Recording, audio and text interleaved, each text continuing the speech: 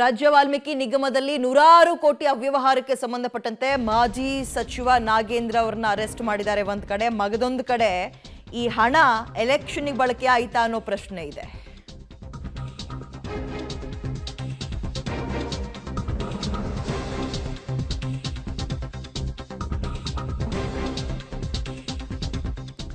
ಎಲೆಕ್ಷನ್ಗೆ ಕೋಟಿ ಕೋಟಿ ಬಳಕೆ ಬಗ್ಗೆ ಇಡಿ ಅನುಮಾನ ಇದೆ. ಇಡಿಗೆ ವಾಲ್ಮೀಕಿ ನಿಗಮದ ಹಣದಲ್ಲಿ ಹಾಗಾದ್ರೆ ಯಾರ್ಯಾರು ಎಷ್ಟೆಷ್ಟು ಕೊಳ್ಳೆ ಹೊಡೆದಿದ್ರು, ನಾಗೇಂದ್ರ ಅತ್ಯಾಪ್ತನ ಮೊಬೈಲ್ನಲ್ಲಿ ಸ್ಫೋಟಕ ರಹಸ್ಯ ಒಂದು ಸಿಗ್ತಾ ಇದೆ. ಪಬ್ಲಿಕ್ ಟಿವಿಯಲ್ಲಿ ಬಿಗ್ ಎಕ್ಸ್ಕ್ಲೂಸಿವ್ ಸ್ಟೋರಿ ನೋಡ್ತಾ ಹೋಗೋಣ. ಒಂದು ಕಡೆ 6 ದಿನಗಳ ಕಾಲ ಕಸ್ಟಡಿಗೆ ಕೊಟ್ಟಿದ್ದಾರೆ ನಾಗೇಂದ್ರ ಅವರನ್ನ, ವಿಚಾರಣೆಯನ್ನು ಎದುರಿಸ್ತಾರೆ ಇವತ್ತಿನಿಂದ ಅವರು.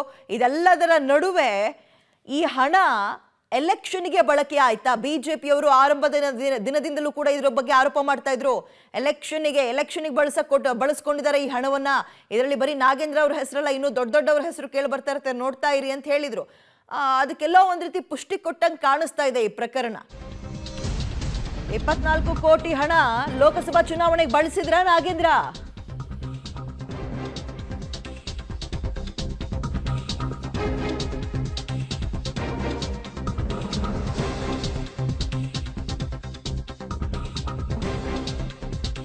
₹24 ಕೋಟಿ ಹಣವನ್ನ ಲೋಕಸಭಾ ಚುನಾವಣೆಗೆ ಬಳಸಿದ್ರ ಈ ಮಾಜಿ ಸಚಿವ ನಾಗೇಂದ್ರ? ಪ್ರಶ್ನೆ ಇದೆ.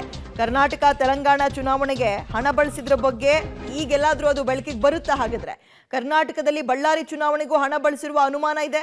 ಕೆಲ ನಗದು ಚೀಟಿಗಳನ್ನ ವಶಕ್ಕೆ ಇಡಿ ಅಧಿಕಾರಿಗಳು ಪಡೆದಿದ್ದಾರಂತೆ. ರೇಡ್ ಸಂದರ್ಭದಲ್ಲಿ ಬ್ಯಾಂಕ್ನಿಂದ ಡ್ರಾ ಮಾಡಿ ಹಣವನ್ನ ಚುನಾವಣೆಗೆ ಬಳಸಿರೋದು ಸಾಬೀತಾಗಿದೆ.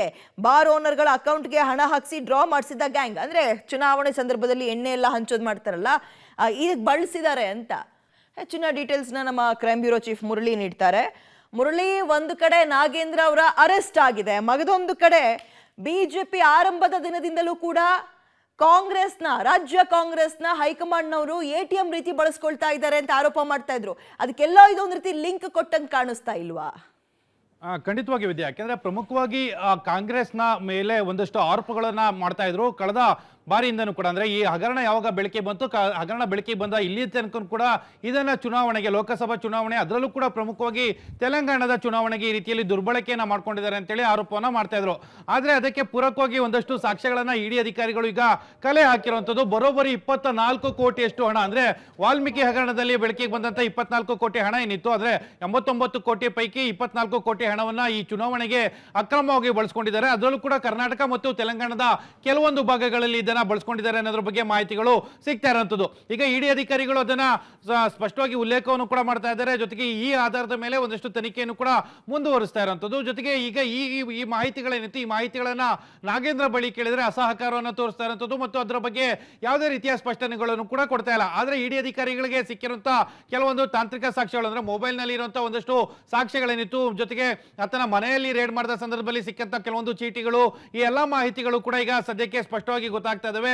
ಅದನ್ನ ಇಟ್ಕೊಂಡು ಈಗ ಇಡಿ ಅಧಿಕಾರಿಗಳು ಮುಂದಿನ ತನಿಖೆಯನ್ನ ಮಾಡ್ತಾ ಇದ್ದಾರೆ. ಮುಂದಿನ ತನಿಖೆಯನ್ನ ಮಾಡಿ ಇದರಲ್ಲಿ ದೊಡ್ಡ ಮಟ್ಟದ ಸಂಕಷ್ಟ ಸರ್ಕಾರದ ಕೆಲವೊಂದು ಜನರಿಗೆ ಕೂಡ ಆಗುವಂತ ಸಾಧ್ಯತೆಗಳಿದಾವೆ. ಯಾಕಂದ್ರೆ ಇದನ್ನ ಲೋಕಸಭಾ ಚುನಾವಣೆಗೆ ಬಳಸಿರೋದು ಅನ್ನೋದ್ರ ಬಗ್ಗೆ ಮಾಹಿತಿಯನ್ನ ಇಡಿ ಅಧಿಕಾರಿಗಳು ಹೊರ ಹಾಕ್ತಾ ಇದ್ದಾರೆ.